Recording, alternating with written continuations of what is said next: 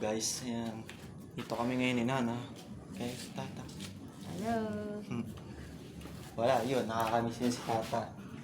2 taon na, wala. 2 taon nang wala si tata sa akin. 2. 2 Pasko na pala. Masakit yun. Napakasakit nun nung unang Paskong wala yan. Kasi September bare months na yun eh. Sasayaw pa kami October. pagka ano.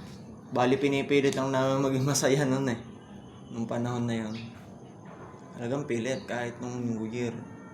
Mahirap makamove on. Ganyan. Kahit ngayon eh. Tapos ipaparamdam nga yun si tata. Kasi last punta pa namin dito eh ano. Birthday. Eh ako naman sobrang busy. Sobrang narag. Tapos kahit ngayong ano eh. Nag-rant no. Kahit ngayong holiday eh. Daming ginagawa eh. Ayun, kaya ngayon. Pasko. Katulad ng mga nakaraang Pasko. Na nandito pa siya. Nagagala kami niyan. Lagi. Tapos dito pa nga yung ano. Yung December 25 ng ano yun? 2022 yata yung 2023. Nagsasayaw pa yan doon. Tuwan-tuwa yan lagi pagka nasa mall yan. Mga nakakarinig ng mga Christmas carol. Mga ganun. Ayun. Ayan, wala na. Ayan talaga buhay eh. Parang throughout the year. Tulad ni Eso.